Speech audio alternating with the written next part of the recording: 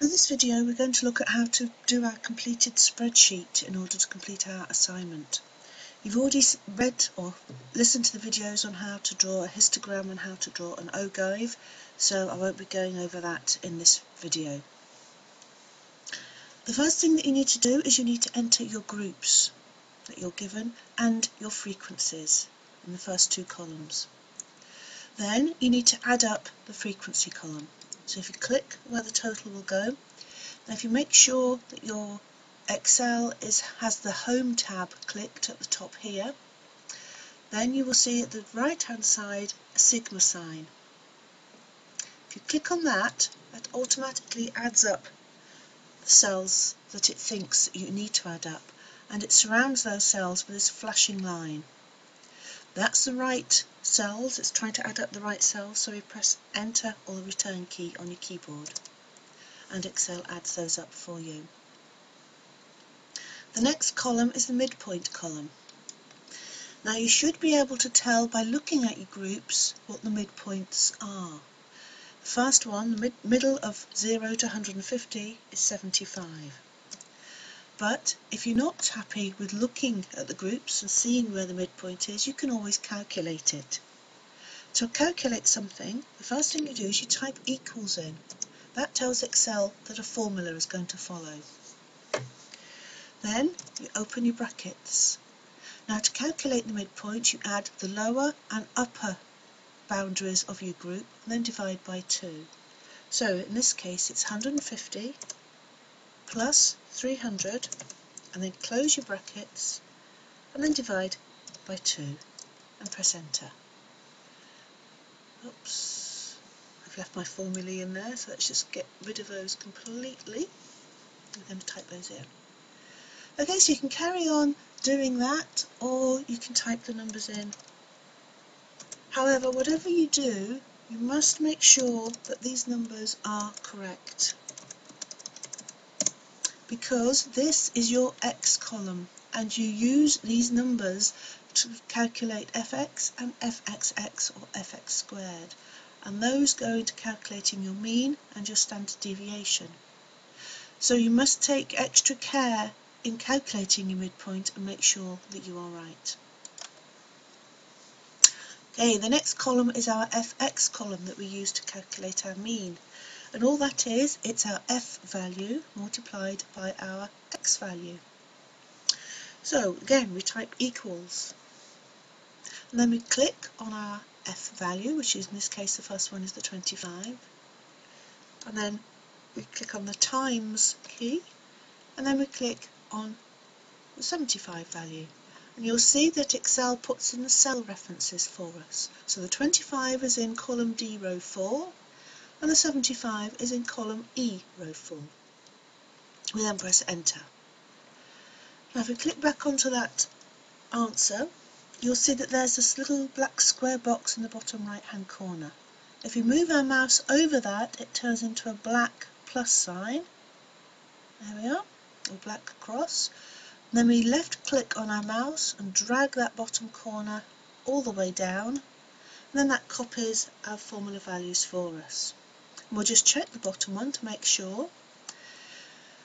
If we look up here on the formula pane, that tells us that 62,400 is made up of D10 times E10, and it should be 52 times 1200. Well, 52 is in column D, row 10, and 1200 is in column E, row 10, so that's correct.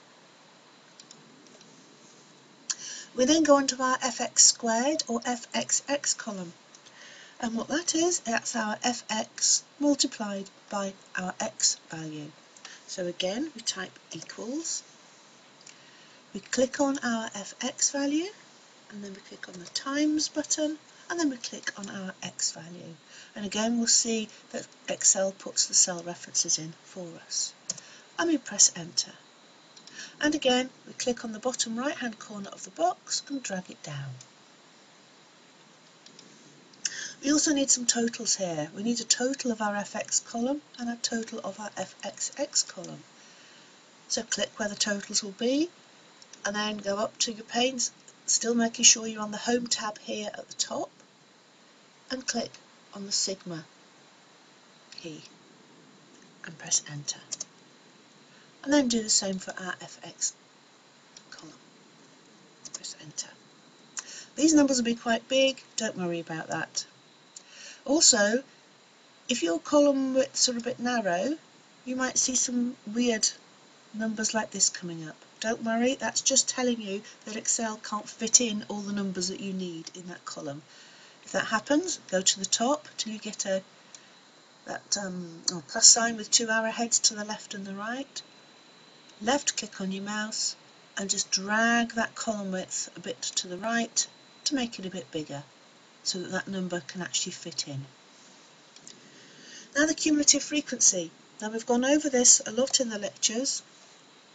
The first cumulative frequency value, we need to say to ourselves, how many spend less than 150? Well, that's the first 25. So if we type equals and we click on the first frequency. The next one, we want to ask ourselves how many people spend less than 300? Well, it's all of those that spent less than 150, which is this 25 here, plus those that spent between 150 and 300. That's this 112 here. So we type equals, so it's this 25 here, so we click on that one, plus, and then it's the frequency for the row that we're on. So it's, in this case, it's the 112 that spent between 150 and 300. And press enter. Once you've calculated the first of those, not counting the first row, but the first one with the formula in it, again, we can copy that formula down. Now something that we need to be aware of, that this final cumulative frequency value will always be the same as the total of the frequencies. If it's not, then you've got something wrong in this cumulative frequency column.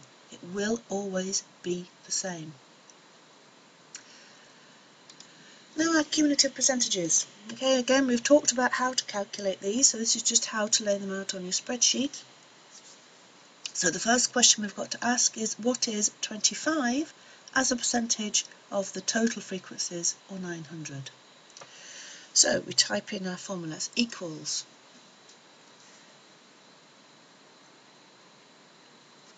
So what it is, it's 25, so we click on where the 25 is, divided, oops, I put two divided signs in there, don't do that, divided by, and then we click on the total of our frequencies, and then times 100. And we press enter, and it puts the value in there for us. Now I'll just show you copying that down once to show you what happens, and you can see we get an error. The reason we get this error is that when we copy this formula down, if we look up here in the formula pane, formula bar, we can see that it's looking at H5, which is the 137 here, which is correct, divided by D12, column D, row 12, there's nothing there. When we copy down, Excel moves the cell references down as well, and it's moved this 900 reference down, and we don't want it to. We want it to keep looking at 900. And there's one way that we can stop Excel doing that. If we click back on the original formula, in between the D and the 11, if we left click on our mouse and we put a $sign in there, that tells Excel not to move down a row when we copy that formula. So if we press enter, you see the 2.8 hasn't changed at all, but if we now copy that formula down, you can see that it calculates the values correctly.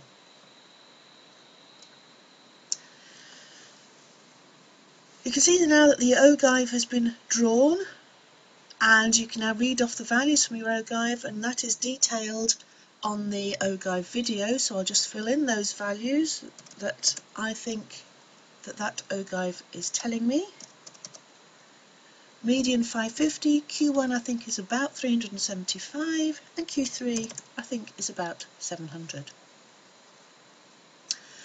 The mean. Well, that's if you remember the formula, it's sigma fx divided by sigma f, which means the total of the fx column divided by the total of the f column. So equals. So we click on the total of the fx column, divided by, and we click on the total of the f column and press enter. The variance. Now if you remember that this formula is slightly more complicated, but we've got all the numbers there. Equals, and we have to open brackets here. It's the total of the fxx column divided by the total of the f column, close brackets, minus, now it's minus the mean squared, which means the mean times the mean. Now I've already calculated the mean, it's here. So if we just open our brackets, we can click on that value, times, and then click on that value again, and close brackets, and then press enter. The standard deviation is the square root of the variance. So again, equals. Now there's a handy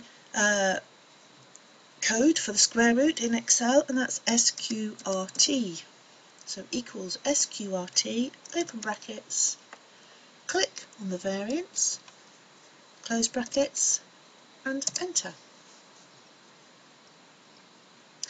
So what have we got left to calculate? Well, we've got the semi-interquartile range. Well, we know that that is Q3 minus Q1 divided by 2. So again, equals, open brackets, click on Q3, minus, and click on Q1, close brackets, divided by 2. The skew. Well, we need to look at the histogram. Well, that's a bit of a strange shape. It's sort of symmetrical, but not quite. Not really what we would expect from a proper symmetrical distribution. So we have to look at the mean and the median, and we can see that those two values are actually identical. So that supports our theory that the histogram is a symmetrical skew. So I'll type symmetrical in. Minimum, well, that's the bottom number of the first group, which is 0. Maximum, that's the last number of the bottom group, which is 1350. And the range, well, that's the difference between the two, maximum minus minimum. Type the formula in, although we can very easily just type the number in here. Equals, we click on the maximum minus minimum. And there is all the numbers on the spreadsheet that you need to complete your assignment. I'll now do another video explaining some of those numbers mean and showing you the words you might need to put in your report. Thank you.